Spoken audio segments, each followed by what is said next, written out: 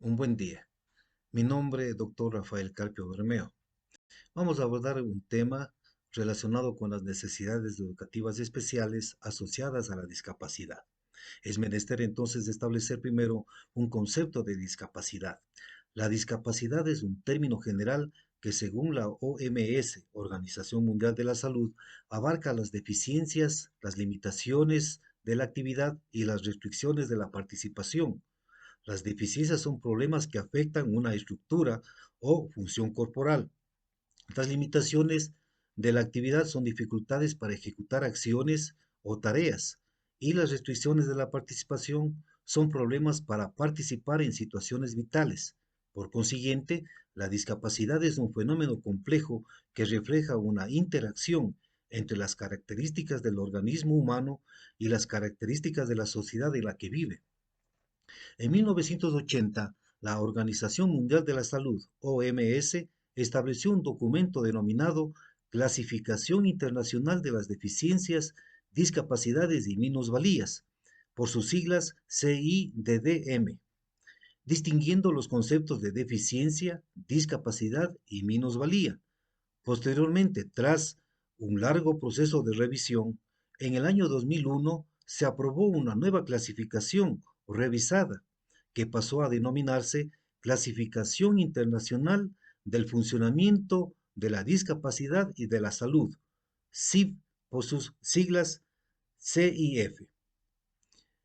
Con esta nueva clasificación se considera la salud como un elemento que puede tener consecuencias en el funcionamiento de las personas y por lo tanto en la condición de la discapacidad. La discapacidad es un término genérico que incluye déficits y limitaciones en la capacidad de llevar a cabo actividades y las restricciones en la participación social de la persona. Las necesidades educativas especiales asociadas a la discapacidad son aquellas que acompañan a una persona a lo largo de toda su vida y se encuentran asociadas a una condición de la persona. Estas pueden ser de origen sensorial, motriz, de la comunicación o que afectan sus procesos cognitivos y por lo tanto limitan la ejecución de algunas actividades diarias. La discapacidad auditiva se refiere a personas con sordera total o con sordera moderada y severa de ambos oídos, la cual dificulta la comunicación con su entorno. La discapacidad auditiva puede presentarse por causas genéticas, congénitas, infecciosas, ocupacionales, traumáticas, tóxicas, de envejecimiento y otras. La discapacidad auditiva es la pérdida o limitación para la capacidad de escuchar. Una persona con discapacidad auditiva es aquella que no puede escuchar normalmente debido a algún tipo de anormalidad en el órgano de la audición. Ahora bien, la discapacidad visual se refiere a las personas que presentan ceguera o baja visión. En ambas situaciones se estaría hablando de personas con un alto grado de pérdida de visión, es decir, personas que no ven absolutamente nada o aún con la mejor corrección posible uso de lentes, que son unas prótesis, ¿no? Presentan grave dificultad para ver, su situación es estable, es decir, sin posibilidad de mejoría mediante intervención quirúrgica o tratamiento adecuado. También corresponde a esta discapacidad las personas que presentan desfiguración de un ojo y uso de una prótesis ocular. La discapacidad intelectual, personas que presentan especial dificultad en la comprensión de ideas complejas, así como en la capacidad de razonar, resolución de problemas, toma de decisiones, lo que repercute en sus procesos de socialización, relacionamiento interpersonal, desenvolvimiento en la vida diaria, siendo por lo tanto fácilmente influenciables por el medio. Este tipo de discapacidad tiene grados leve, moderado, severo y profundo. La discapacidad psicosocial se refiere a las deficiencias y o trastornos de la conciencia, del comportamiento, del razonamiento, de los estados de ánimo, afectividad y la comprensión de la realidad. Entre los más comunes en el ámbito educativo encontramos el trastorno del espectro autista. Se trata de un trastorno que evidencia, según el grado de afectación, dificultades para desarrollar relaciones adecuadas con el resto de personas, falta de reciprocidad social y emocional, un apego rígido a rutinas y un comportamiento motor repetitivo, como balanceos, caminar en puntillas, aleteo de los brazos. Los individuos con este trastorno generalmente no tienen el lenguaje y si lo tienen es estereotipado, simple y casi siempre reducido a palabras sueltas y repetitivas. Otro trastorno que es muy frecuente en el ámbito educativo es el síndrome de Rett. Es un trastorno no muy común y además poco conocido.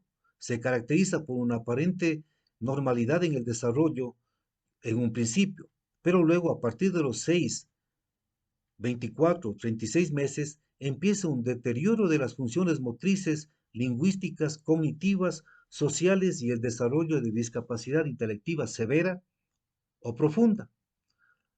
La peculiaridad de este síndrome es el movimiento de lavarse las manos y es muy frecuente en las niñas. Este trastorno se establece o se manifiesta a través de alteraciones en la coordinación de la marcha y en los movimientos del tronco. También encontramos el trastorno desintegrativo infantil. Antes de los 10 años, un niño experimenta una pérdida significativa de habilidades ya adquiridas, por lo menos en dos de las siguientes áreas: lenguaje expresivo y receptivo, habilidades sociales o comportamientos adaptativos, control intestinal, juego y habilidades motoras.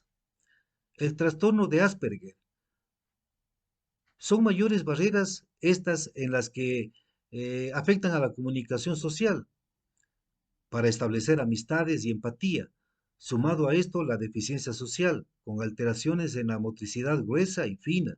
Se les dificulta la interrelación en la escuela y estos niños o niñas y adolescentes son víctimas de burlas y desprecios. El síndrome de Down es un trastorno genético causado por la presencia de una copia extra del cromosoma 21 o una parte del mismo, trisomía del par 21, caracterizada por la presencia de un grado variable de discapacidad intelectual y unos rasgos físicos específicos y particulares que le dan un aspecto reconocible. La discapacidad física se refiere a la presencia de deficiencias corporales o viscerales que pueden ser evidentes, por ejemplo, las amputaciones, la paraplegia, hemiparesia, o que implican algún daño o limitación en la función de los órganos internos, que pueden ser imperceptibles, pero sin embargo ocasionan dificultad significativa o imposibilitan para caminar, correr, manipular objetos con las manos, subir o bajar gradas, levantarse, sentarse, mantener un equilibrio, controlar los esfínteres, entre otros. Ahí encontramos casos como la fibrosis quística del pulmón, insuficiencia renal, epilepsia de difícil control, enfermedades cardíacas, etcétera, etcétera. Finalmente encontramos la multidiscapacidad o los retos múltiples. Las personas con multidiscapacidad son aquellas que presentan dos o más discapacidades de manera simultánea. Las características más relevantes son su percepción distorsionada del entorno que les rodea y una limitación importante de la comunicación, un desarrollo del lenguaje paupérrimo, por ejemplo, la sordoceguera.